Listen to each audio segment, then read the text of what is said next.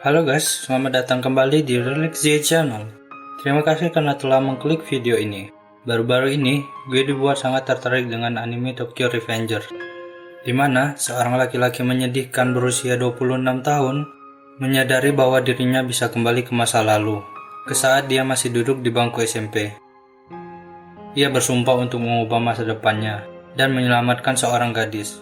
Demi melakukannya, dia bertujuan untuk naik ke puncak geng paling brutal di wilayah Kanto. Siapa sih yang gak pengen bisa kembali ke masa lalu? Bagi kalian yang belum tahu animenya, kalian bisa nonton secara gratis dan legal di Muse Indonesia.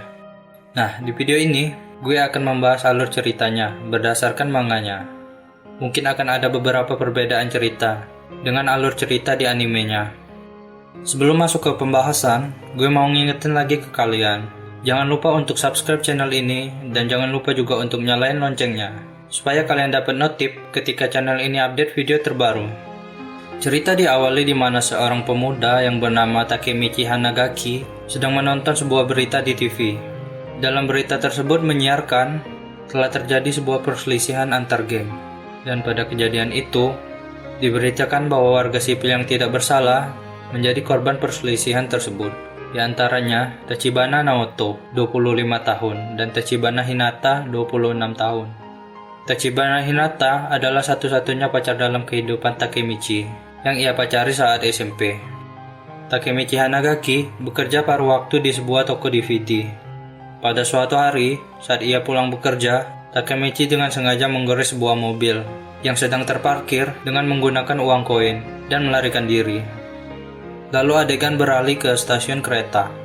Saat Takemichi sedang berdiri di pinggir rel kereta, tanpa sengaja, ia terjatuh dan tertabrak kereta.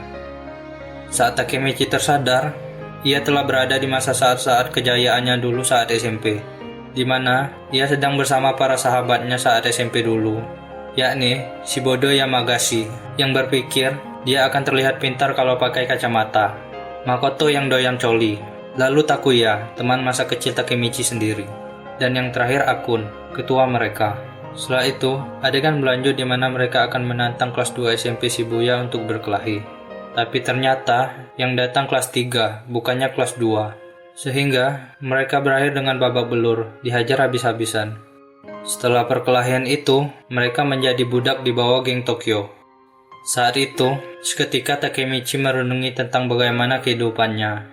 Ia teringat kembali dengan satu-satunya pacarnya saat SMP, di mana pacar Takemichi itu adalah Tachibana Hinata, yang merupakan salah satu korban yang tewas karena perselisihan antar geng di masa depan. Sontak Takemichi segera bergegas menemui Tachibana di masa ini. Sepulang menemui Tachibana, di taman, Takemichi bertemu dengan seorang anak kecil. Anak kecil itu adalah Tachibana Naoto, adik dari Tachibana Hinata, pacar Takemichi. Takemichi banyak bercerita kepada Naoto tentang bagaimana perasaannya terhadap Tachibana. Takemichi yang tahu akan kematian Naoto dan Tachibana di masa depan, akhirnya mengatakan bahwa ia datang dari masa depan dan memberitahu Naoto bahwa 12 tahun kemudian mereka akan mati. Takemichi juga mengingatkan Naoto untuk menjaga Tachibana. Naoto yang percaya dengan apa yang dikatakan Takemichi, sepakat dan berjabat tangan dengan Takemichi untuk mengubah masa depan. Setelah berjabat tangan, tiba-tiba Takemichi kembali ke masa depan, dan anehnya, Takemichi tidak jadi mati. Saat ia tersadar, di sana sudah ada seseorang yang telah menunggunya, yaitu Naoto, adik dari pacarnya, Tachibana. Dengan janji yang telah ia buat dengan Naoto, itu telah merubah masa depan.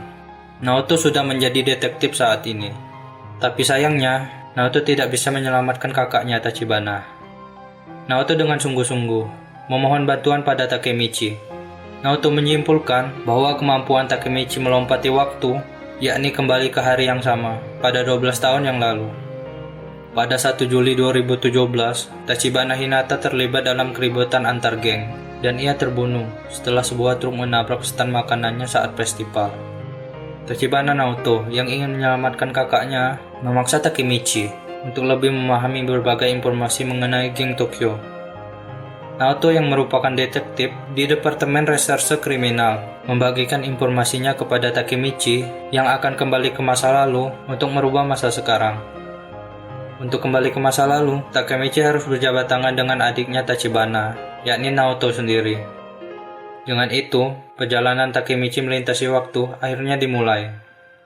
Misi Takemichi kembali ke masa lalu yaitu adalah menggagalkan pertemuan antara dua orang yang menjadi ancaman di masa depan. Dua orang itu adalah Sano Manjiro dan Kisaki Teta, yang merupakan pemimpin Tauman di masa depan. Tauman sendiri merupakan nama geng dari kombinasi kata Tokyo dan Manji. Apabila Sano Manjiro dan Kisaki Teta bertemu, geng yang bernama Tauman akan sangat brutal di masa depan. Nah, geng Tauman inilah penyebab kematian Tachibana. Setelah Takemichi berhasil kembali ke 12 tahun sebelumnya, ia kembali di saat dimana ia sedang melakukan perkelahian. Karena Takemichi yang telah menjadi budak harus melakukan pertarungan 1 lawan 1 untuk dijadikan taruhan kelompok yang dipimpin Kiyomizu Masataka atau yang sering dipanggil Kiyomasa. Pertarungan itu berakhir dengan kekalahan Takemichi. Saat itu Takemichi merasakan gejolak perasaan yang campur aduk tentang bagaimana menyelesaikan misinya untuk merubah masa depan dan menyelamatkan Tachibana. Seketika, Takemichi teringat kembali akan senyum Tachibana. Dan akhirnya ia kembali membulatkan tekadnya untuk fokus pada misinya menyelamatkan Tachibana dengan cara merubah masa lalu. Di hari berikutnya, Takemichi menantang Kiyomasa untuk bertarung 1 lawan 1. Oke, sekian dulu untuk pembahasan video kali ini. Terima kasih karena telah menonton sampai habis, dan gue harap kalian menikmatinya. Jika ada kesalahan, gue minta maaf, dan gue akan sangat berterima kasih jika kalian memberikan beberapa komentar yang bersifat membangun untuk channel ini, baik itu berupa saran maupun masukan, serta ngingetin gue jika gue ngelakuin suatu kesalahan. Gue sangat hargai itu. Like video ini jika kalian menyukainya, subscribe channel ini, dan share video ini ke teman-teman kalian, supaya gue makin semangat untuk upload video di channel ini. Sampai jumpa di video berikutnya. See ya.